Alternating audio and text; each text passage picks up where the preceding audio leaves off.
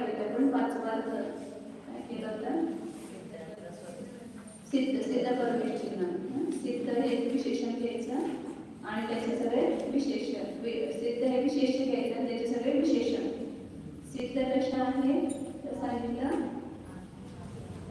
सिद्ध शुद्ध शुद्ध आहे शुद्ध आहे म्हणजे ज्ञानावराने आठ कर्मानं गणिता आणि पुन्हा कसे आहेत ते तर जिनेंद्रवर नेहमी चंद्र आहे जिना आहे इंद्र आहे आणि नेहमी सगळ्याचे चारचे अर्थ वेगवेगळे घेतले होते कर्मावर विजय मिळवला म्हणून जिना आहे शोभून दिसतात म्हणजे परमेश्वराच्या योगाने ते इंद्र आहे नंतर एकावस्थित अर्थाला जातात म्हणून नेहमी आहे आणि सगळ्यांना अकाधून करतात म्हणून ते चंद्र आहे असे जिनेंद्रवर नेहमी चंद्र कोण सिद्ध सिद्धांचे विशेषण सिद्धांच्या मध्ये बघायचे विशेषण आणि अकलंक आहे म्हणजे सगळ्या कलंकाला रहित परवागिनी कल्पलेला दोषाने रहित गुणरत्न भूषण उदय जे परम सम्यक्वादी आगमनानं साहित्य असे ते आहेत असं अर्थ घेऊन आपण मंगलाचरण करायचं सिद्ध आपल्याकडे स्मरणाचे सिद्धालयामध्ये विराजमान असणारे सिद्ध अशा आहेत त्यांना मी नमस्कार करतो सिद्धं शुद्धं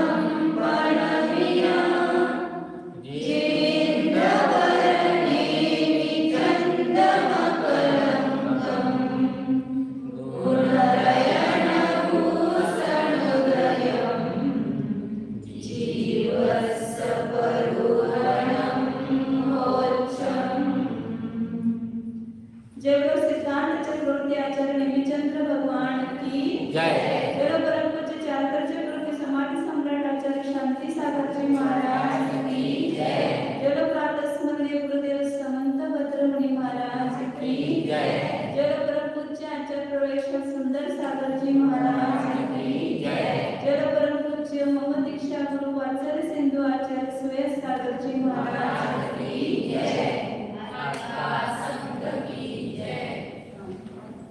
पाचव्या गुणस्थानाचं स्वरूप आपण पाहत होतो चौथ्या गुणस्थानाचं नाव काय आहे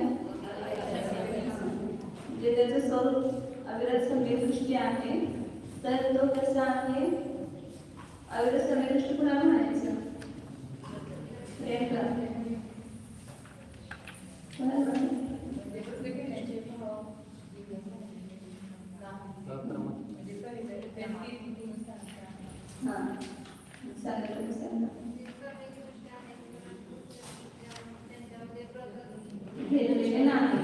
जो प्राणी संयम आणि इंद्रिय दोन्ही रहित आहे इंद्रियापासून पण विरत नाही आणि प्राण्यांपासून पण प्राण्याच्या हिंसेपासून पण विरत नाही तो अविरत सम्यक दृष्टी आहे आणि त्यापर्यंत सम्यक त्याला तिन्ही प्रकारचं होऊ शकतंय परंतु व्रत एक पण नाही त्याला अविरत सम्यक दृष्टी ही व्याख्या सांगायची सम्यक दृष्टी असून सुद्धा त्याला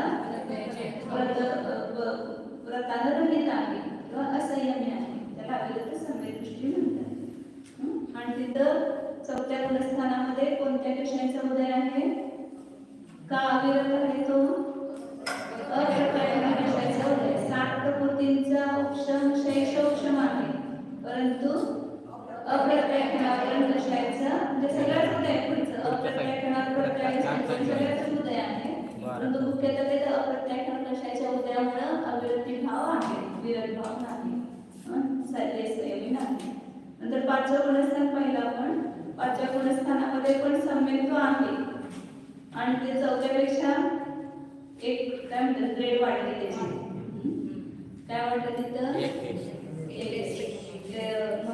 ह्याच्यामध्ये असते की सर्व्हिस करत असताना वाढत जाते वरची पोस्ट झाली त्याची कोणती झाली तर तिथं तो पूर्ण अविरत आहे त्यावेळेला ज्या वेळेला त्यांनी देश संयम धारण केला एक देश विरक्ती झाली तर तो पंचम गुणस्थानावरती झाला आता त्याचं स्वरूप अजून आपण थोडं पाहिलं होतं का आज पाहिलं तर तिथं कोणत्या कशाचा उदय आहे पाचव्या गुणस्थानामध्ये प्रत्येक कशाचा उदय आहे आणि त्यामुळे तिथं पूर्ण संयम भाव नाही मुलींच्या सारखं पूर्ण व्रत आहे का? नाही.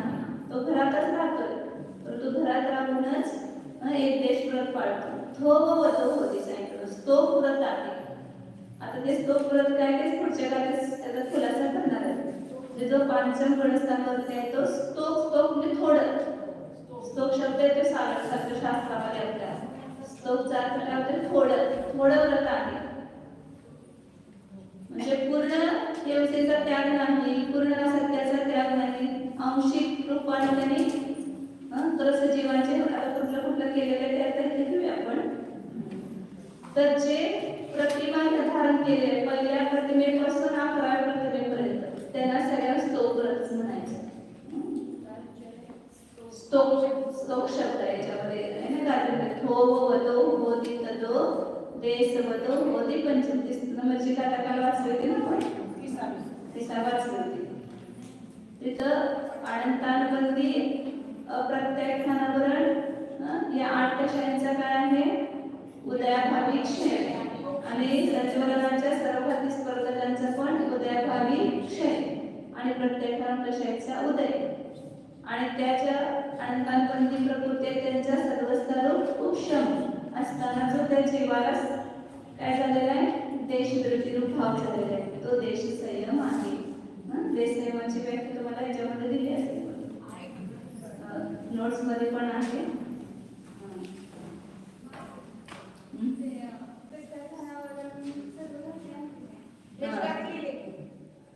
तर तेच काल तुम्हाला खुलासा सांगितला होता की एकच प्रकृती कुणाच्या अपेक्षेने सर्वघाती आहे. तर सकल संयमाच्या अपेक्षेने ती सर्वघाती आहे, पूर्ण सकल संयमाचा घात करते, परंतु देश संयमाचा घात करत नाही. म्हणून त्याच्या अपेक्षेने तो सकल सर्वघाती नाही. त्या अपेक्षा तर देश सत्याचं तिथं शास्त्रामध्ये त्याने टीकेमध्येच म्हटलेलं आहे. प्रत्येक देश घाती कसं काय म्हटलं तर देश संयमाचा घात करत नाही, त्यापेक्षा त्याला देश घाती म्हटलं. परंतु सकल संयमाचा पूर्ण घात करते म्हणून ती सर्वघाती करते. म्हणजे प्रत्याख्यानावरणाचं कार्य सकल संयमावर आहे, देश संयमावर काय नाही. म्हणजे त्याला बाधा पण करत नाही, साधक पण नाही, बाधक पण नाही. त्याच्याबद्दल सॉफ्ट आहे प्रत्येकांपाशी देश संयमाबरोबर. आणि बाधा कुणाला करते? सकल संयमाला. त्याने एखादा मनुष्य असतो तो कुणाचा शत्रू असतो आणि कुणाचा मित्र असतो. त्याच्यावर राहतो, परंतु त्याच्या विरोधी आहे. सकल संयमाच्या विरोधी आहे, देश संयमाच्या विरोधी नाही. त्याच्याबरोबर देश संयम असू शकतो. प्रत्येक कशाच्या उदयाबरोबर देश संयम राहू शकतो.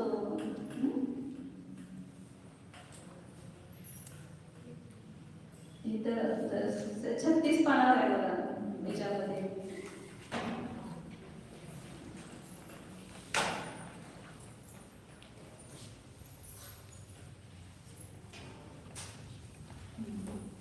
अनंतानबंदी व प्रत्याख्यानानुरूप 8 कषायांच्या सर्वस्ता सौदयभाविक्षे 8 कषायांचा अनुदय प्राप्त त्यांचा सर्वस्ता उपशम व प्रत्याख्याना कषायांचा उदय असताना तो पुरकरूप देश संयम होतो.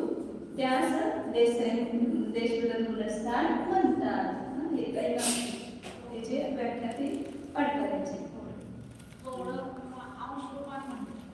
आंशिक म्हणा, थोडं म्हणा, एक देश म्हणा, सगळ्यात एकच. अजून त्याचा खुलासा करतात पुढच्या व्याख्येमध्ये.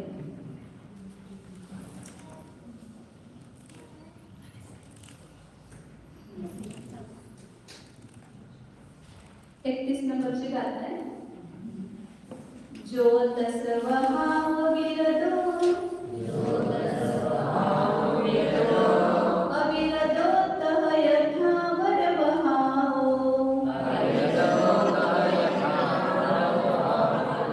एक समयं विजियो विरदा विरदो जिनेकमयी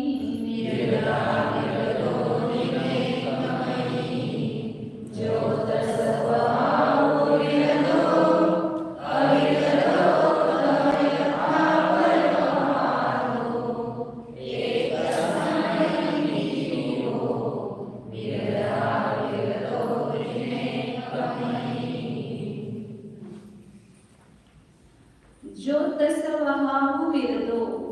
जो जो जो जीव कसा आहे त्रसवधापासून विरत आहे. त्याचं एक नाव काय संयम. जसं तिसऱ्या गुणस्थानाचं नाव काय सम्यक नित्य आहे. दोन्हीचं काय आहे मिश्र श्रद्धा आहे. तसं या पंचम गुणस्थानामध्ये चारित्र्याचं मिश्रण आहे. विरत आणि अविरत, संयम भाव आणि असंयम भाव, त्या दोन्हीचं काय आहे मिश्रण आहे.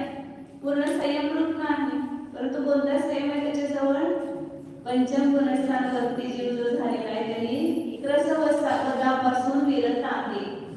पहिल्यांदा त्रस आणि स्थावर सगळ्यांना माहित आहे. पाठीमागं हो म्हणा, माहित नसलं सांगते. त्रस कुणाला म्हणायचं वेगळ्यापासून पंचेंद्रियापर्यंतचे, म्हणजे झाडे मुंगी किडा जे काय आहे हे सगळे त्रस जीव. आणि जे एकेंद्रिय जीव आहे त्यांना स्थावर म्हणायचं. एकेंद्रिय जीव कोणते आहे पृथ्वी, पाणी, अग्नी, वायू आणि वनस्पती, हे 5 स्थावर आहे. आणि द्विंद्रियापासून पंचेंद्रियापर्यंत ते त्रसजीव. मग हा जो पंचम गुणस्थानावरती त्याला मुनी होण्याचे भाव आहेत, परंतु सगळं सोडू शकत नाही. म्हणून काय करतो तो, जेवढं आपल्याला शक्य आहे घरात राहून तेवढं तरी आपण करूया, म्हणून त्रसवधापासून विरत होतो. आता त्रसवधापासून सुद्धा 4 भेद आहेत त्याचे हिंसेचे. संकल्पी हिंसा, आरंभी हिंसा, उद्योगी हिंसा आणि विरोधी हिंसा, असे 4 प्रकार हिंसेचे. म्हणजे आपल्या घर गृहस्थी कार्यासाठी जे काही लोटून काढणं, दळणं, पाणी भरणं हे सगळं काम करतात, ते कोणती हिंसा आहे आरंभी हिंसा. ती सोडता येते का घरात राहणाऱ्याला? नाही काम केलं तर काय म्हणते तर ती करावीच लागते. मग ते सोडू शकत नाही तो आरोग्य हिंसा. त्याच्यामध्ये पण त्रसजीवांची हिंसा होते, परंतु त्याचा पण तो त्याग करू शकत नाही. आणि दुसरं आरोग्य उद्योगी हिंसा, व्यापार करणं, दुकानदारी, हे सगळं शेती, जे काही नोकरी वगैरे जे आहे ते सगळं उद्योगधंदा, हे सगळे उद्योगी हिंसा. नंतर तिसरी कोणती सांगितले विरोधी हिंसा.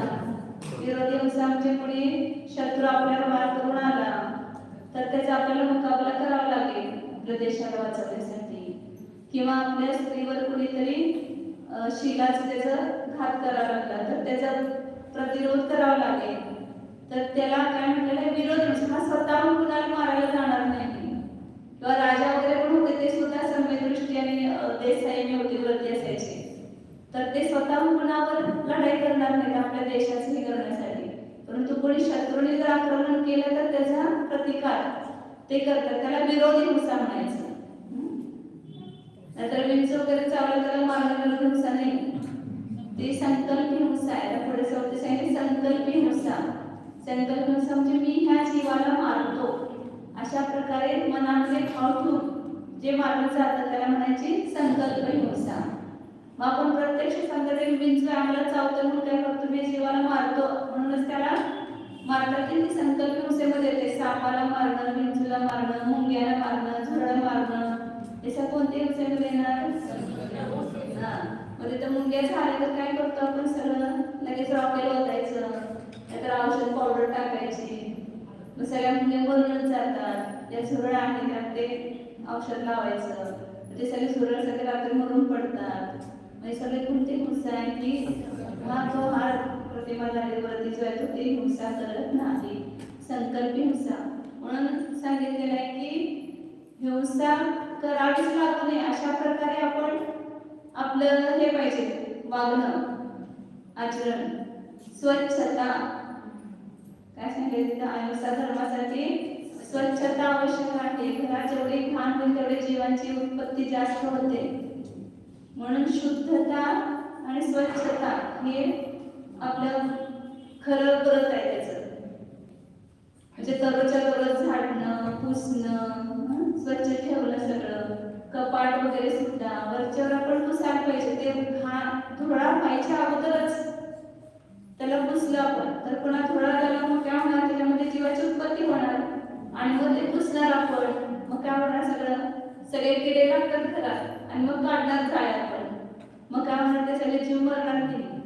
म्हणून असा नियम करायला पाहिजे. आता आम्ही सांगायला पण नको तुम्हाला हिंसा करायला, करा मग दोष तुमचं जे आचरण आहे ते आम्ही सांगतो. म्हणजे की श्रावकांचं कर्तव्य काय की स्वच्छता कशी ठेवायची घरामध्ये. 8 दिवसाला ते गोळा फिरवायचा, म्हणजे झाडू किंवा काय असेल तर, म्हणजे तिथे जाळीच उत्पन्न होत नाही. पहिल्यांदा सगळ्याचे उत्पन्न करायचे आणि मग ते काढले की काय होणार, त्या ठिकाणी हिंसा होणार. म्हणून अहिंसा धर्माचं पालन करण्यासाठी सगळ्यात पहिली गोष्ट ही स्वच्छता. कुठेही धूळ दिसायला नको घरामध्ये, तसे रोजच्या रोज आपण काळजी घ्यायला पाहिजे. कपडे म्हणा, हे म्हणा, सगळं व्यवस्थित ठेवणं, स्वच्छ ठेवणं, ह्याच्यामुळं हिंसा होत नाही. आम्ही तर, मला तर लहानपणापासून सवय, आणि त्या भूल जवळ आल्यानंतर त्यांची पण एकदम स्वच्छता, त्यामुळे इतकं सवय आहे ती स्वच्छतेची की ते कुठं दबाळ किंवा घाण दिसलं की कसं होते, म्हणजे ते बघवतच नाही अजिबात. आणि ते पुन्हा ते करण्यामध्ये किती हिंसा होणार त्या जीवांची. एका धुळीच्या कणामध्ये असेल त्यात कुठली काही जीव उत्पन्न होतात, आणि एवढी धूळ जमलेली असते कपाटामध्ये, मग ते सगळे आपण पुसणार, ते सगळे जीव मरणार नाही. म्हणून हे सगळे, हे वास्तविक धर्म आहे. स्वच्छता हा सुद्धा काय आहे, धर्म, आपला गृहस्थ धर्म आहे तो. त्याच्यामुळे आपण व्रताचं व्यवस्थित पालन करू शकतो. ते सांगितलं सवळ करतो आपण, सवळ करायलाच पाहिजे. परंतु ते कपडे कसे सगळे घाणेरडे, मलिन झालेले, स्वच्छ धुतलेले नाही, असे गोळा करून टाकलेले, ते कोंबलेले, ह्याला सवळ म्हणत नाही. कपडे एकदम स्वच्छ पाहिजे, सवळ्याचे, कुठेही घाण दिसतीस असे झालेले नको. हे सगळे स्वच्छता ठेवायला पाहिजे आपण. आणि ती वेळ केली की आपल्याला अवघड जात नाही. आपण रोजच्या रोज करत नाही, वेळोवेळी करत नाही, मग ती आपल्याला कठीण होते. तर काय सांगतात तिथं की त्रसवधापासून तो विरत आहे. म्हणजे संकल्पी हिंसा, त्रस जीवांची संकल्पी हिंसा करणार नाही असा त्याचा नियम आहे. आणि परंतु स्थावर भाव अविरतो. एका जीवाच्या ठिकाणी दोन्ही भाव कसे संयमपणे असंयमपण आहे असं वाटतं ना, विरोधी वाटतं आपल्याला. संयमपण म्हणजे त्याच्या जवळ असंयमपण, तर त्या दोन्हीचे विषय वेगळे आहेत. संयमाचा विषय कोण आहे, त्रस जीव आहे. ते त्रस जीवाची हिंसा करत नाही म्हणून संयम आहे. परंतु गृहस्थ अवस्थेत एकेंद्रिय जीवाची तर हिंसा सोडू शकत नाही. कारण पाणी गाळावंच लागणार, गरम करावंच लागणार, भरावंच लागणार पाणी, अग्नी पेटवावंच लागणार, तर खाली शिजवणार कसं स्वयंपाक. बाहेर काही जीवांची पण इथं शैली पेटवायसाठी ह्याच्यासाठी वगैरे काही जीवांची पण हिंसा होते. वनस्पती काय काय भाजी वगैरे, फळ वगैरे हे सगळं आपण शिजतो, हे करतो, मोडतो सगळं, तर तिथल्या वनस्पती काही जीवांची हिंसा सुद्धा टाळू शकत नाही.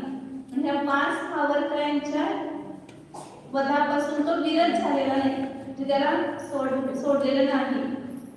परंतु ते करत असताना सुद्धा तो यत्नाचार पूर्वक करतो. एकेंद्रिय जीवाची हिंसेचा त्याग नाही, म्हणजे स्वच्छंदपणे त्याचा हिंसा करत नाही. तिथे सुद्धा कमीत कमी किती करता येईल. पाणी किती सांगायचं नाही, खूप वेदना होतात सगळ्यांच्या. बघितलं ना, पाणी एक तर आता टाके झालेत आणि ते बटन दाबलं की ते टाके भरल्यानंतर किती वेळपर्यंत ते पाणी खाली वाहतंय ते कोणी लक्ष देत नाही, बंद करत नाही. ते पाण्याची किती हिंसा होते. पुन्हा भांडे घासा लागल्यानंतर एकदा नळ सोडला की भांडे पूर्ण होईपर्यंत नळ बंद होत नाही. तुम्ही तिकडं खरं पण शिकण्यासारखं, आपण ज्यांच्याकडे चांगलं नाही ते घ्यायचं. मी तिकडे जात होते ना, रवींद्र पंडितजींचे जे शिष्य वगैरे, त्यांनी इतके चांगले संस्कार आहेत की पाणी गाळून घ्यायचं, स्वतः करतात ते भांडेवर घासणं, आणि तेवढंच पाणी घ्यायचं, तेवढ्याच पाण्यामध्ये ती सगळी भांडी धुवायची, हे करायचे. असं नोकरांच्याकडनं वगैरे काम करून घेत नाही. आणि घेतलं तरी सुद्धा ते स्वतः सगळं पाणी गाळून वगैरे देणार त्यांना, आणि तेवढ्या पाण्यामध्ये ते धुवा असं सांगणार. असं नळ सोडून पाणी भांडी धुणं हा प्रकारच नाही तिथं. पूर्ण मोठं गाळणं घ्यायचं, ते बाथरूमच्या साठी सुद्धा मोठं 2 पत्रे गाळणं घालून ते पाणी गाळून ते बाईला देणार, भांडी धुवायला, कपडे धुवायला, काय करायला ते.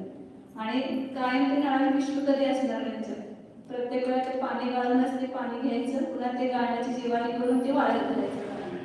म्हणजे केवढी आपण टाळू शकतो हिंसा, तेवढी आणण्याचा काय करायला पाहिजे प्रयत्न, तर ते खरं हे म्हणायचं. म्हणजे अशा अंतरंगातच प्रवृत्ती असते, कारण त्यामध्ये इतके जीव आहेत. एका पाण्याच्या थेंबामध्ये असंख्य जल काही जीव आहेत. पुढे जीव समाज शिकणार आपल्याला, त्याला तुम्हाला लक्षात येईल.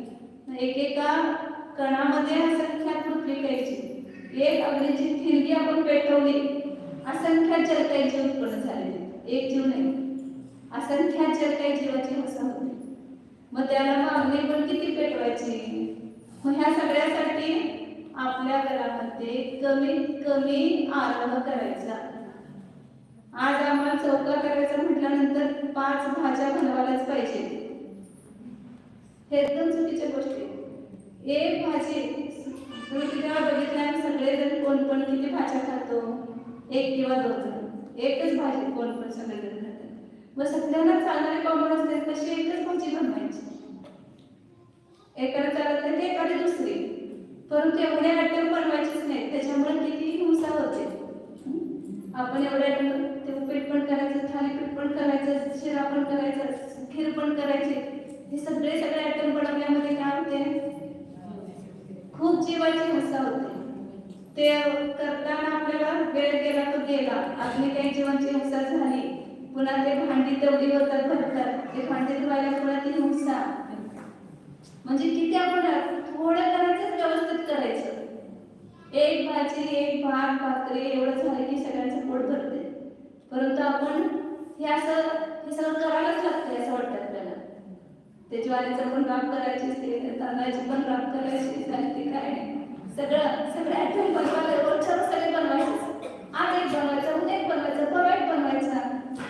परंतु रोजच्या रोज सगळे आयटम, म्हणजे सांगायचा उद्देश काय की हे सगळं आपल्याला करण्यामध्ये खूप जीवन चालते. मग ते तुम्ही करत असताना प्रमाण किती होतोय, ठेवणं, कसं काढणं वगैरे सगळं व्यवस्थित होत नाही सगळं. आणि थोडक्यात आपण बनवायचं शिकायला पाहिजे अगदी. तर हे सगळं ह्याच्यासाठी आवश्यक आहे. आपल्याला अहिंसा धर्माचं पालन करण्यासाठी कसं करायचं व्यवस्थित चौका, हे सुद्धा आपण सगळं शिकण्यासारखं आहे. त्याच्यामध्ये एकंदरीत जीवनाची सुद्धा विनाकारण हिंसा होईल याची आपण दक्षता घ्यायला पाहिजे. तर म्हणून काय सांगितलं, तो स्थावर पदापासून विरत नाही, अविरत आहे, परंतु त्याच्यामध्ये सुद्धा यत्नाचार प्रवृत्ती. अग्नी पेटवायची आहे तर घेतले काळीच पिठण लावले असं नाही. कोळशे पण आपण तुम्ही घालता शेतीमध्ये बघायचे, त्याच्यामध्ये काय झुरळ बिरळ काय जीव आहे का, ती शेती काढून बघायची खालीवर, गडबड येणार आहे, मग काय घेणार पटकन टाकले, कोळशे पेटवले. असे खूप सावधानतेने सगळी क्रिया करायला पाहिजे. ती शेगडी सगळी झाडून तिथली त्याच्यातली जाळी काढून ते बघून, मग ती जाळी बसवून, मग पुन्हा त्याच्यामध्ये कोळशे बघून घालायचे, पेटवायचे. हे सगळे यत्नाचारपूर्वक आपली क्रिया व्हायला पाहिजे. गॅस आहे तुमचा, ज्याला गॅस पेटवतो त्याला सुद्धा सकाळी उठल्यावर पहिल्यांदा काम ते वरचं जे हे असतंय ते काढायचं, कापड्यानं आपल्या पुसायचं, मग त्याला परत लावून ते तर जीवन आहे ते पाहून मग पेटवायचं. पटपट कुठलं काम करायचं नाही, यत्नाचारपूर्वक पाहून असते काम करायचं. हे सगळे आपली श्रावकांचं कर्तव्य आहे, म्हणजे ते करण्यासारखं, ज्याच्याद्वारे आपले काय होणार आहे, अहिंसा धर्माचं पालन होणार आहे. म्हणून यत्नाचार खूप महत्त्व. यत्नाचार म्हणजे सावधानतेपूर्वक क्रिया करणं, कुठलाही जीव मरू नये याची काळजी घेऊन. करावी तर लागतेच आपल्याला, परंतु निदान विनाकारण तरी मरू नये आपल्या हातून याची काळजी तो घेतोच, ते संयमी जो आहे तो. म्हणून या ठिकाणी काय सांगितलं, त्रस्तवधापासून विरत आहे, आणि मग स्थावर वधापासून विरत नाही. अशी एक समयी एका समयामध्ये दोन्ही परिणाम होते आहेत, वेगवेगळ्या समयात नाही. एका समयामध्ये तुझा एकच परिणाम, काहीसा संयमरूप आहे, काहीसा असंयमरूप आहे. त्रस्त जीवाच्या अपेक्षेनं संयमरूप आहे, स्थावर जीवाच्या अपेक्षेनं असंयमरूप आहे. जसं सम्यक तो मिथ्या तो श्रद्धा निष्ठा आहे, तसे तर संयम आणि असंयमरूप जो भाव आहे, चार तऱ्हेचा भाव, तो मिश्र आहे. जीव विरता विरतो, अशा प्रकारचा विरता विरत, संयमा संयम म्हणा, विरता विरत म्हणा, देश संयम म्हणा, देश विरत म्हणा, पाचवनस्थानाची नावं कुठले पण घेतलं तर चालतंय. पंचमूळ स्थानाची काय काय नाव झाली, देश संयम, देश विरत, देश संयमा संयम, संयता संयम, विरता विरत, देश संयम, देश विरत. जे नाव वेगवेगळे असले तरी भाव सगळ्याचा एकच घ्यायचा. हे वेगळे असे नाव आहेत शास्त्रामध्ये. संयता संयत आणि वीरता विरत. आणि त्याला श्रावक ही संज्ञा पंचमनस्थानवरतीलाच आहे. त्याच्या अगोदर तो श्रावक नाही, तो गृहस्थ आहे, सम्यक दृष्टी आहे. हा त्याला पाक्षिक श्रावक म्हणू शकतो. चतुर्थ गृहस्थांवरती आहे, पण पहिल्या गृहस्थांवरती पण ज्याला जैन धर्माचा पक्ष आलेला आहे त्याला पाक्षिक श्रावक संज्ञा आहे. पाक्षिक श्रावक म्हणतात त्याला. साधारण मृत वाचलं त्याच्यामध्ये 3 प्रकारचे श्रावक सांगितले. पाक्षिक, नैष्टिक आणि साधक असे 3 श्रावकाचे भेद आहेत. पाक्षिक, नैष्टिक आणि साधक. पाक्षिक म्हणजे ज्याला जैन धर्माचा पक्ष आलेला आहे, अजून त्यांनी व्रत धारण केलेले नाही सगळे, परंतु जैन धर्मामध्ये जे सांगितलेले ते मला करायचं आहे अशा प्रकारचा पक्ष आहे. आणि तो रात्री भोजन समजा व्रत नसतं पंचमनस्थानामध्ये तरी सुद्धा ते करणार नाही, किंवा कंदमुलाचा वगैरे त्याग अशा प्रकारचे जैन धर्मामध्ये मूळ गोष्टी सांगितलेल्या आहेत त्याचं पालन करतो तो पाक्षिक श्रावक. आणि ज्याने प्रतिमा धारण केली तो कोण? नैष्टिक श्रावक. आणि जो शेवटी सलेखना साधक आहे त्याला काय म्हणायचं? साधक. सलेखना घेतलेला तो.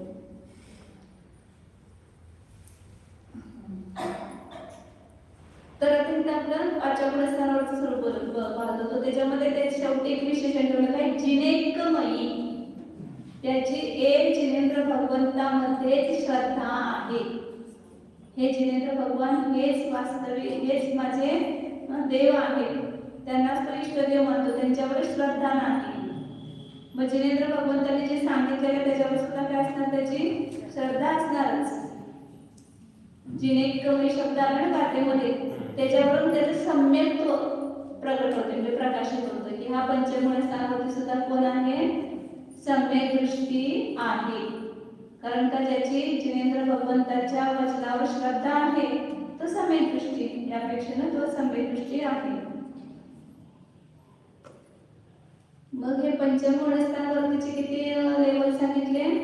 पहिल्यापासून 11 पर्यंत प्रतिमेचे भेद आहे ना. त्याचे नाव माहित असतील तुम्हाला. चरणायोगाच्या ग्रंथामध्ये, आपल्या रत्नधर श्रावकाच्या आदी ग्रंथामध्ये येतात त्याची नाव. आपल्या तत्वसूत्रामध्ये पण आहे ना. नाही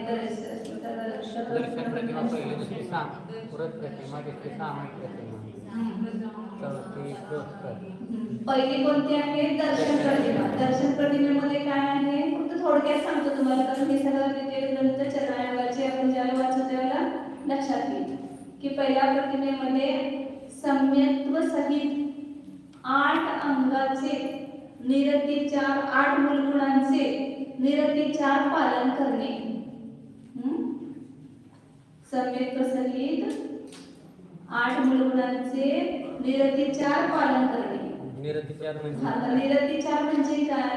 की 8 मूलगुण तर आपण सगळ्यांना देतो, लहान मुलांना पण देतो. 8 वर्षाचा झाला की त्याला अष्टमूलगुण देतो, किंवा लहान असतानाच आपण अष्टमूलगुण देतो. म्हणजे मद्य, मांस, मधूचा त्याग, 5 उदुंबर फळांचा त्याग, आपण स्वतःसाठी घेतो अष्टमूलगुण. परंतु पहिली प्रतिमा झाली का? कारण का त्याचा निरतिचार पालन होत नाही. निरतिचार म्हणजे की त्याच्यामध्ये जे दोष आहेत, जसं आता उदाहरणार्थ आपण असे डायरेक्ट दारू पित नाही, परंतु औषधातून जाते की नाही. अल्कोहोल, होमिओपॅथिक औषध किंवा ॲलोपॅथिक औषधामध्ये सुद्धा त्याच्यामध्ये अल्कोहोल असते, त्याच्यामध्ये मध असतो आयुर्वेदिक औषधामध्ये वगैरे. आणि मांस आपण खातो का? नाही. परंतु अमर्यादित पिठाचं सेवन करतो की नाही? किती दिवसाचं पीठ वापरताय? जे प्रत्येक आहे किंवा ह्या त्यांनी वापरतात, परंतु 3 दिवसापेक्षा किंवा 5 दिवसापेक्षा किंवा 7 दिवसापेक्षा त्या ऋतूमध्ये ते पीठ ज्यावेळेला जातं मर्यादेच्या बाहेर त्यावेळेला त्याच्यामध्ये त्रसजीव उत्पन्न होतात आणि त्रसजीवांना मारून खाणं म्हणजेच मांस सेवन आहे. मग इथं मांसाचा पण निर्विचार सेवन करणार म्हणजे काय करणार की ज्याच्यामध्ये मांसाचा दोष लागतो अशा सुद्धा वस्तू खायचा त्याग करणं. जे पहिली प्रतिमा घेतली की तिथं मर्यादित पिठाचं सेवन आलं. सगळ्याच गोष्टींची मर्यादा जी जी मर्यादा सांगितलेली आहे ती सगळीच मर्यादा आली तिथं. शुद्ध जेवण. हा म्हणजे पिठाची मर्यादा आली, मसाल्यांची मर्यादा आली, तिखटाची मर्यादा आली, हळद ही सगळ्याची मर्यादा. पुन्हा जे काही तुम्ही पकवान वगैरे बनवताय त्याची सुद्धा जे जे मर्यादा सांगितली 24 तासाची. लोणचं मुरंबा पापड वगैरे जे आहे लोणचं मुरंबाची 24 तासाची ही सगळी मर्यादा पाळायला पाहिजे. तिथं पहिली प्रतिमा घेतली की म्हणजे तिथं हा मांस दोष लागत नाही. ह्याच्या सगळ्यामध्ये मांस दोष आहे. लोणचं खाण्यामध्ये, पापड खाण्यामध्ये, शेवया खाण्यामध्ये, कारण तेवढ्यानंतर तिथं ते रसाची उत्पन्न होतात. त्या 6 तासाच्या नंतर भाकरी बघा त्याचं बंधन कसं होते. सकाळी कसं असते ती घट्ट असते, संध्याकाळनंतर बघा किंवा शिळी भाकरी बघा त्याचे सगळं कसं होत झालेलं असते ते सगळं खिसूडा झालेलं असते बंधन. आज तुम्ही मोतीचूरची वडी केली आणि उद्या दुसऱ्या दिवशी बघायची कशी असते. पहिल्या दिवशी मुरल्यामुळे जी उत्पन्न झाल्यामुळे तर ती घट्ट असते, दुसऱ्या दिवशी असं शिथिल बंधन होतं. तर लक्षात घ्या. मग हे मर्यादा पहिल्या प्रतिमेपासून येते म्हणजे तिथं ते त्याच्यावर पालन झालं. नाहीतर मग असं सामान्य आपण मध्यम मधू खात नाही हे सामान्य नियम झाले. जैन आहे म्हणून तर पण अष्टभुजन पाळतो. तसं पाचन उदंबर फळांचं पण आहे. पुढं दुसरी प्रतिमा कोणती आहे? व्रत प्रतिमा. तिथं 12 व्रतांचं स्वीकार आहे. 5 व्रत, 3 गुणव्रत, 4 शिक्षण. तुम्ही सतत वाचून घ्या चरणानुगाच्या ग्रंथात. तुम्ही ते सांगायला तर त्याला 1 महिना पाहिजे सगळं प्रतिमेचे स्वरूप सांगायला. तिसरी सामायिक प्रतिमा आहे. 3 वेळेला सामायिक करायचं. चौथी प्रशोध उपवास आहे. अष्टमी चतुर्दशी उपवास आणि मागं पुढे एकासन करणं. 5वी कोणती आहे? सचित त्याग. जे कोणतेही सचित कच्चं खायचं नाही, शिजवलेलं किंवा गरम केलेलं किंवा हे मर्दन केलेलं असं खायचं. 6वी रात्री भोजन त्याग.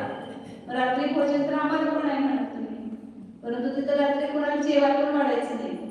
6व्या प्रतिमेमध्ये अनुमोदना पण करायची नाही कोणाला रात्री भोजनाची, तर त्याचा त्याग. नंतर 7वी ब्रह्मचर्य प्रतिमा म्हणजे आपल्या स्त्रीपासून सुद्धा ब्रह्मचर्य. 8वी आरंभ त्याग प्रतिमा म्हणजे कोणत्या आरंभ उद्योग वगैरे करायचा नाही, शेती दुकान वगैरे. 9वी परिग्रह त्याग. परिग्रहाचा सगळ्या परिग्रहाचा अनुमती त्याग नाही. पहिला परिग्रह त्याग. पहिला परिग्रहाचा त्याग. पैसा वगैरे आपल्या नावावर वगैरे काय ठेवायचं नाही, बँक बॅलन्स वगैरे. सगळ्या परिग्रहाचा त्याग. फक्त कपडे हांतरून पांघरून एवढंच. परत 10व्यामध्ये अनुमती पण त्याग.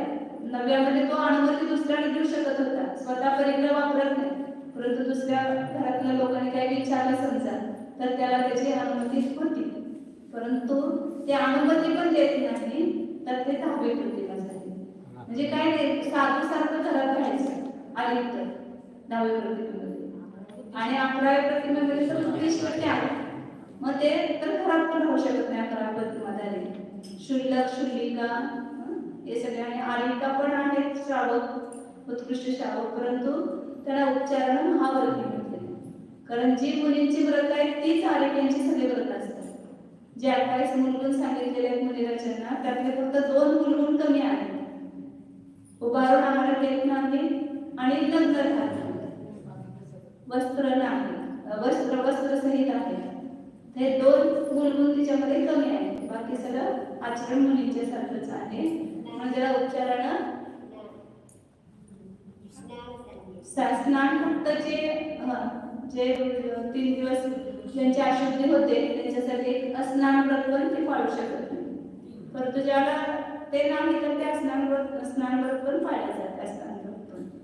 परंतु ज्याला 3 दिवसाची अशुद्धी होते त्याला 4थ्या दिवशी त्याला शुद्ध होण्यासाठी स्नान पण करावं लागतं. तर तो एक मूलभूत कमी आहे.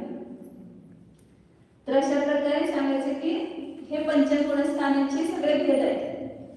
पहिल्या प्रतिमेपासून 11व्या प्रतिमेपर्यंत आणि आळिका हे सगळे पंचगुणस्थानातले विशुद्धीचे प्रकार आहेत. हे सगळे जसं त्याच्या परिणामांची विशुद्धी वाढत जाईल आणि जसं प्रतिमा घेत जातो तसं सगळ्यापासून निवृत्त होत जातो. मग त्याला सगळ्या धर्म करायला वेळ मिळतो, एकदा जेवायचं मग बाकीचा वेळ मिळतो असं होते. तर हे पंचमगुण स्थानाचं स्वरूप आहे. तुम्ही दुसऱ्या ग्रंथातून वगैरे ज्या वेळेला आपण लावतो तुम्ही वाचा. पुढे जाऊया. पाचव्या गुणस्थानाचं स्वरूप समजलं. इथपर्यंत आपण जाऊ शकतोय ह्या स्टेशनापर्यंत, काय हरकत नाही. पाचव्या गुणस्थानापर्यंत जायला खूप त्याची आता त्याच्याला पण लपणीसर वाचतो ना. ह्या पंचगुणस्थानामध्ये किती विशुद्धीचे प्रकार आहेत, त्याच्यामुळे स्थिती कांडकात अनुभाग कांडकात कसे होतात, प्रत्येक समायात त्याची गुणश्रेणी निर्जला होते. पंचगुणस्थान झालं आपलं की एक समयाचा जात नाही की तिथं गुणश्रेणी निर्जला, म्हणजे असंख्यात पटीनं प्रत्येक समयाला कर्माची निर्जला चालूच. तुम्ही खात असला तरी निर्जला, झोपला तरी निर्जला, भोगा लागला तरी सुद्धा. परंतु अंतरंगामध्ये काय पाहिजे? पाचवं गुणस्थान पाहिजे. तिथं असे भाव पाहिजे, विरतिरूप भाव. तर त्या ठिकाणी सतत निर्जला आहे. प्रौढांपासून सांगितलं चतुर्थ गुणस्थानावरती ध्यान करतोय आणि पंचगुणस्थानावरती विशेष सेवन करतो. तर गुणाची निर्जला आहे पंचगुणस्थानावरची निर्जला आहे, कारण का तिथं हा देशरूप भाव आहे. आणि पंचगुणस्थानावरती ध्यानाला बसलाय आणि मुलीलाचा आहार करतात. कुणाची निर्जला जास्त आहे? मुलीलाची. म्हणजे हे वरच्या गुणस्थानाचं काय आहे? फळ आहे. त्यामुळं आपण असं कधी विचार करत नाही आम्हाला काही ते जमणार नाही, आम्हाला कधी घ्यायचं नाही. सतत भाव असे ठेवायचे की मला कधी हे व्रत घेण्याचं हे संधी मिळेल, अवसर मिळेल आणि ते मी करणार. आणि हे आपल्या हातात बायकांना तर सोपं आहे, पुरुषांना तुमच्या हातात असल्यामुळे अवघड असते. आणि महिलांना काय आपल्या हातातच आहे ना. आता आमच्या भाऊबंदी सुद्धा गुण असेपर्यंत त्याने कोणाला घेऊ देत नव्हते प्रतिमा, धाक असायचं. मला मी घेऊ शकले नाही. मग ज्यावेळेला त्यांचं काय झालं, विस्मरण झालं, मग त्याला काही माहीत पडत नव्हतं की आम्ही किती दिवसात केलं, काय केलं, कसं केलं ते. मग तेव्हापासून मी व्रत प्रतिमा धारण करायला सुरुवात केली. जे पहिली प्रतिमा दुसरी, त्यांनी काय म्हणायचे म्हणजे प्रतिमा घ्यायची म्हणजे ते पाळलं जात नाही, त्यांचं हे असायचं.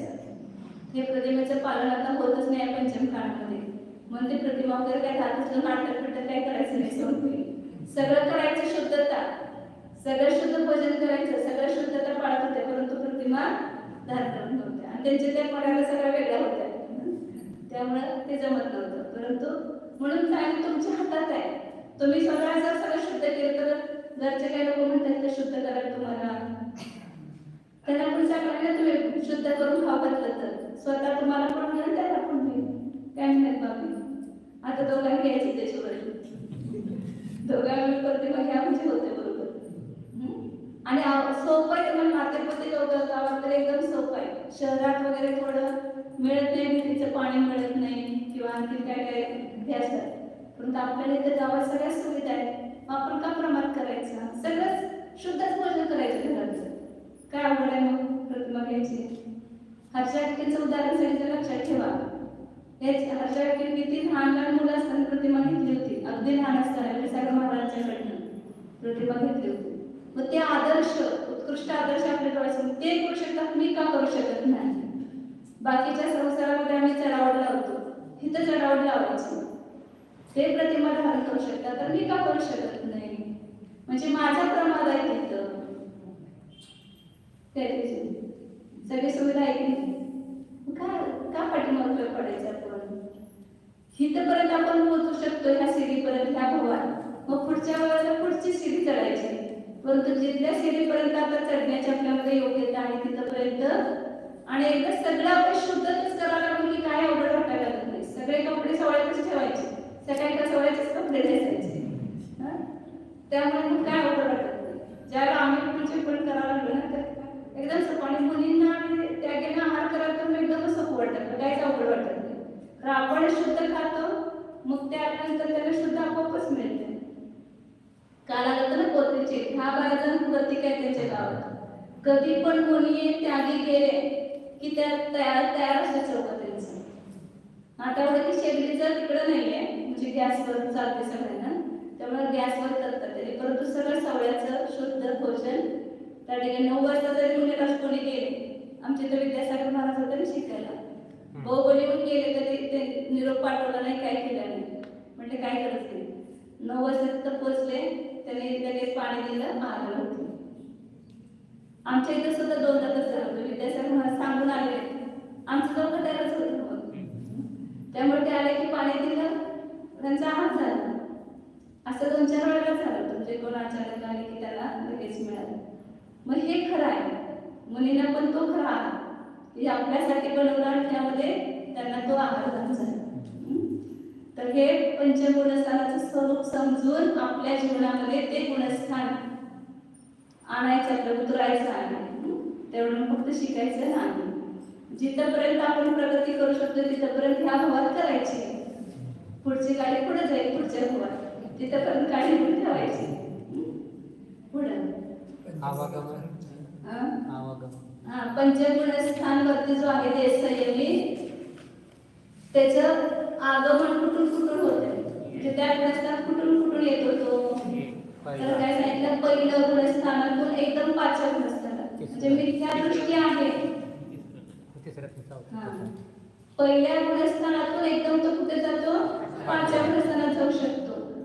म्हणजे कोणी समजा आता व्रत घेतलेले, प्रतिमा घेतलेली आहे, द्रव्यव्रत, सगळ्यांनाच त्या 5वं गुणस्थान होतायचं नाही.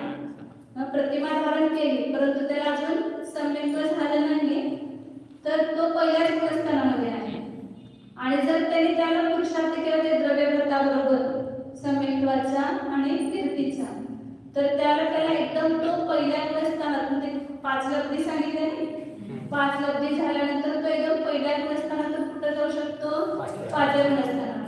म्हणजे असं पण कधी समजायचं नाही की सम्यक्त्वच नाही तर कशाला प्रतिमा घ्यायची, काय उपयोग त्याचा, फुकट आहे, असं शास्त्रामध्ये पण सांगितले. परंतु त्याचा अर्थ नाहीये की कितीतरी द्रव्यवृत्ती पहिल्या गुणस्थानामध्ये असतात. मग आपण सम्यक्त्व ज्याला होईल त्यावेळेला होईल, परंतु तोपर्यंत द्रव्यव्रत सुद्धा घ्यायला हरकत नाही. कारण तो जे पुरुषार्थ केला तर कुठं जाऊ शकतो, एकदम पहिल्यातून 5व्या जाऊ शकतो. म्हणून सम्यक्त्व नसताना सुद्धा प्रतिमा धारण करतात, परंतु त्यांना 5वं गुणस्थान म्हणू शकत नाही. ते द्रव्यवृत्ती आहे पहिल्या गुणस्थानामध्ये. आणि ते ज्या वेळेला सम्यक्त्व सहित पंचगुणस्थानाला प्राप्त होतील त्यावेळेला ते पहिल्यातून एकदम कुठं जातील, 5व्या गुणस्थानामध्ये. पण पहिल्यातून कुठल्या गुणस्थान होऊ शकते, 5वं, म्हणजे 5व्या मध्ये पहिल्यातून येऊ शकतो. 4थ्यातून दुसऱ्यातून जाईल का, कारण दुसऱ्यातून कुठं जातो निर्माण, पहिल्यातच जातो. 3ऱ्यातून 5व्यात जातो का, पहिला आपण 3ऱ्या गुणस्थानाचं स्वरूप बघितलं ना परवा, त्याच्यामध्ये सांगितलं की सकल संयम होत नाही, ते संयम होत नाही. तर 3ऱ्यातून कुठे जाणार, जाऊ शकत नाही. म्हणजे 2-3 कॅन्सल झाले, तिथून गाडी सुटत नाही 5व्या गुणस्थानामध्ये. तर पहिल्यातून 4थ्यातून 5व्यात जाऊ शकतो. अविरत सम्यक दृष्टी आहे आणि त्याने जर प्रतिमा धारण केली आणि तो विरत रूप भाव झाला, त्याचा प्रत्येक कशाचा उद्याचा भाव झाला, तर तो पंचगुणस्थानामध्ये जाऊ शकतो. म्हणून 4थ्यातून 5व्याचे आणि उतरताना येईल तर 6व्यातून 5व्यात. वरच्या कुठल्याही गुणस्थानातून एकदम डायरेक्ट 5व्या मध्ये येऊ शकत नाही, लक्षात ठेवायचं. कोणी पण आलं तर 6व्या गुणस्थानात येणार, तिथूनच काय होणार, 5व्या मध्ये येणार. पाचव्यातून कुठं कुठं जाणार, आता आगमन लक्षात आलं, पहिलं, 4थं आणि 6व्यातून 5व्यात येऊ शकतो. वरून मुली भ्रष्ट झाले, शुद्ध झाले तर ते 5व्या मध्ये येऊ शकतात. आणि मिथ्या दृष्टी आणि असल्या सम्यक दृष्टी चढले, परिणाम शुद्ध झाले तर 5व्या मध्ये जाऊ शकतात. म्हणून 4थं, पहिलं, 4थं आणि 6वं. आणि जाणार 5व्या गुणस्थानातून कुठं जाऊ शकतो तो, कुठं कुठं गाड्या सुटतात 5व्या गुणस्थानातून. तर 5व्यातून खाली सगळीकडे लावायचं.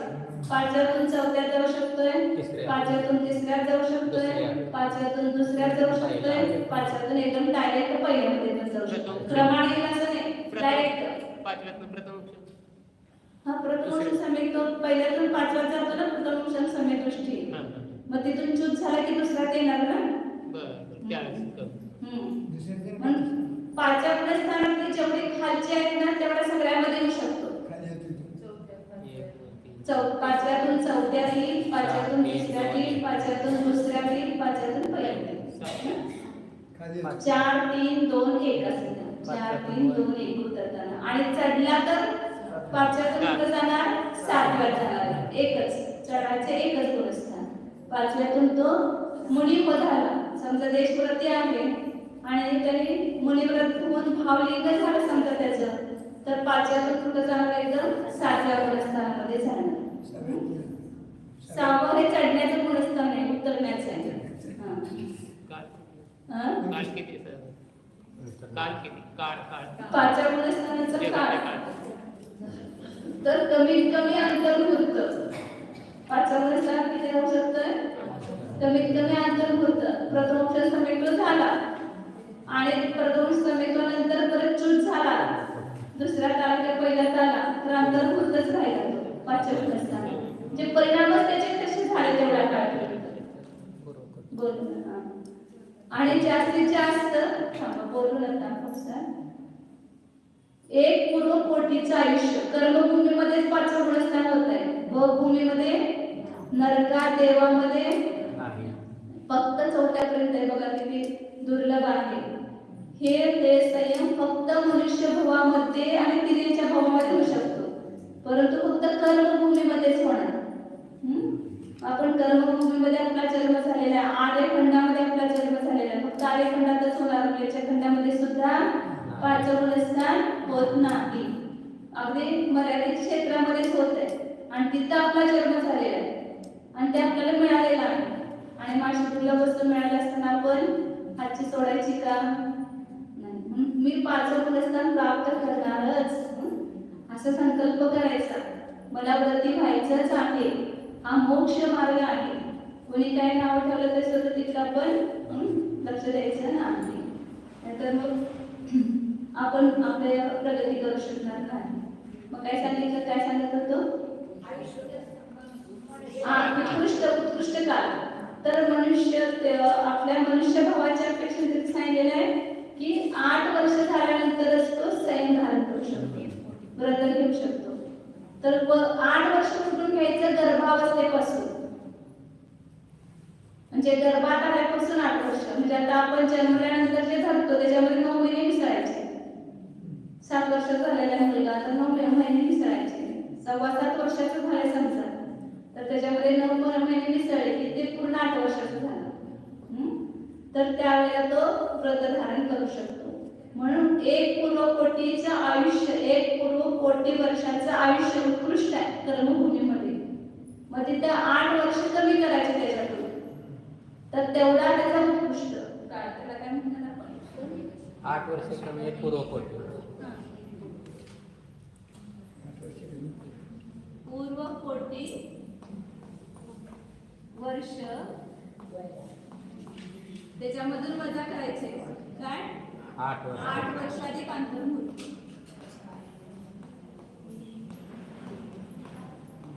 तर ते प्राप्त व्हायला अंतर्मुहूर्त लागणार ना 8 वर्ष झाल्यावर. हे मनुष्य भावाच्या अपेक्षेने सांगितलं, परंतु तसं तिर्यंच्या अपेक्षेनं केवळ अंतर्मुहूर्त कमी केलेलं आहे. म्हणजे तिर्यंचे पण कर्मभूमीमधले तिर्यंचे जे आहेत पशु पक्षी, त्यांचं पण पूर्व कोटीचं आयुष्य असतंय पशूंचं. आणि ते अंतर्मुहूर्तामध्ये समूर्छन पण तिर्यंचे म्हणजे गर्भातले नव्हे, गर्भस्थानाचे नव्हे, समूर्छन म्हणजे त्यांची उत्पत्ती आपोआपच वातावरणातून होते. असे पंचेंद्रिय जीव उत्पन्न होतात. तिथं स्वयंभूरमण, द्वीप, समुद्र याच्यामध्ये सुद्धा ते पंचेंद्रिय जीव असतात. आणि तिथं उत्पन्न झाल्यावर अंतर्मुहूर्तामध्ये पर्याप्ती पूर्ण झाली की त्यांना एक अंतर्मुहूर्तातच सम्यक्त्वाची उत्पत्ती होऊ शकते. कोणतं सम्यक्त्व? क्षौरक्षमिक सम्यक्त्व, वेदक सम्यक्त्व. म्हणजे मागच्या भावाचे ते संस्कार असतात त्यांच्यावर की अंतर्मुहूर्तामध्ये त्यांना क्षौरक्षमिक सम्यक्त्व उत्पन्न होते आणि लगेच देशवृत्ती पण होतात. तर त्यांचं 1 पूर्व कोटी वर्षामध्ये फक्त अंतर्मुहूर्त कमी करायचं, एवढं 5व्या गुणस्थानाचं उत्कृष्ट काळ आहे. हे मनुष्याच्या अपेक्षेने सांगितलं नाही, परंतु उत्कृष्ट काळ किती? 1 पूर्व कोटी वर्ष मायनस अंतर्मुहूर्त. त्यानंतर मूर्त 2-3 घ्यायचे, पर्याप्त व्हायला, परत विश्रांती, पुन्हा शवशमी समेत व्हायला, पुन्हा पंचमूळस्थान व्हायला. म्हणजे हे तिघेच असतात ना, मागच्या भावामध्ये द्रव्यवृत्ती असतील समजा, आणि त्या ठिकाणी ते बनून मायाचार करून ते त्यांच्या पर्यामध्ये गेले, समेत झाला नाही पण दुर्बळ झाला, तर ते संस्कार असतात त्यांच्यावर. तिथे गेल्यानंतर पुन्हा अंतर्मुखतामध्ये त्यांना पूर्वभावाचं चाटस्मरण वगैरे होऊन जाऊ शकते, त्या ठिकाणी सम्यक रूप पण होऊ शकते, वेद सम्यक रूप, आणि लगेच ते व्रत पण धारण करतात. कारण ते अंतर्मुखतामध्ये मोठेच होतात, आपल्यासारखं हे असत नाही, त्यांचं शरीर हळूहळू वाढत नाही. अंतर्मुहूर्तामध्ये सगळे मोठे होतात संरक्षण पिरियडचं. तर त्यांचं 1 पूर्वकोटी वर्ष मायनस अंतर्मुहूर्त एवढा उत्कृष्ट काळ आहे पंचमूळस्थानाचा. शाहीत सम्यक दृष्टी नाही पाहिजे. काय शाहीत सम्यक दृष्टी म्हणजे मनुष्य होऊ शकतात की ते 8 वर्षानंतरच होणार.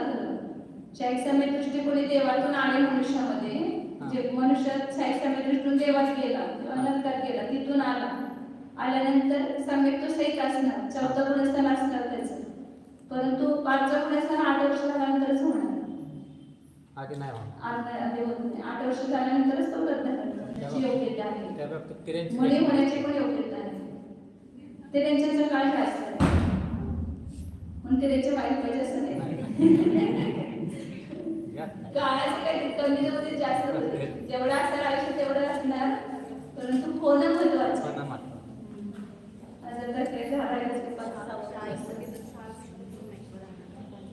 कुठं त्यांच्यामध्ये ना, हा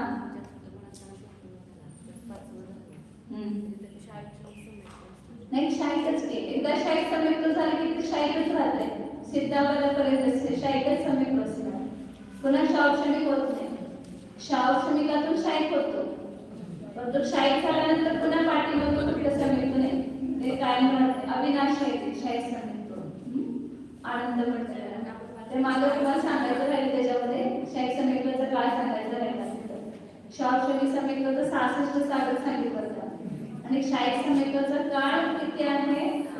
साधी आनंद, म्हणजे एकदा उत्पन्न झालं म्हणून साधी म्हणायचं त्याला, आणि आनंद काळापर्यंत ते नष्ट होत नाही समेत, म्हणजे आनंद सिद्धालयामध्ये पण राहतात, ते सिद्धावस्थेमध्ये पण साधी आनंद. शाहीत समेतवर साधी आनंद असते. त्या शाहीत समेत दृष्टीच्या संसारात होण्याचा काळ किती कमीत कमी असा विचार तर अंतर्मुख, आणि जास्तीत जास्त 33 सागर अधिक 2 सुरू होते. हा जास्तीत जास्त तेवढाच राहतो संसारात. शाहीत समेत दृष्टी किती राहणार? शाहीत समेत दृष्टी त्याच भावात मोक्षाला जातो का 3ऱ्या भावात किंवा 4थ्या भावात मोक्षाला जातो. मग इथून तो 1 करोडकोटीचं आयुष्य ह्याच्यात जाणार सर्वात सिद्धीमध्ये, तिथून येणार पुन्हा 1 करोडकोटीचं आयुष्य घेऊन आला, तर एवढा जास्तीत जास्त तो संसारात राहू शकतो शाहीत समेत झाल्यामुळे.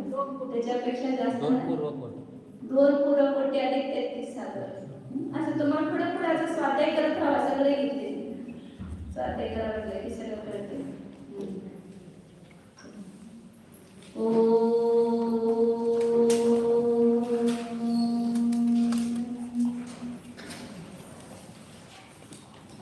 जाना आम्ही शुद्ध चैतन्यमय जीव जाणे, आम्ही ज्ञानदर्शन संपन्न आहे,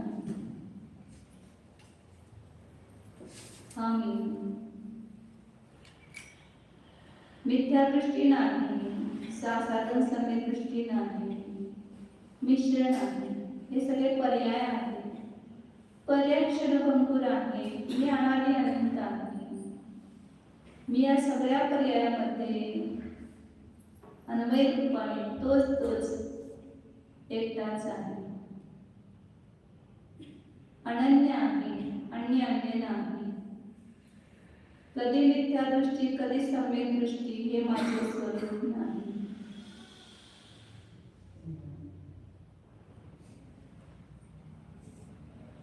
ध्रुवाचे ध्यान करा. ह्या सगळ्या पर्याय अध्रुव आहेत. मी ध्रुव स्वरूपी आत्मा आहे. पहा ध्रुवात्म्याला अंतरंगामध्ये फक्त शब्द ऐकू नका. मी वास्तविक असा आहे अशी प्रतीती करा, भाव पसंत करा. मी व्रती नाही, मी अव्रती नाही.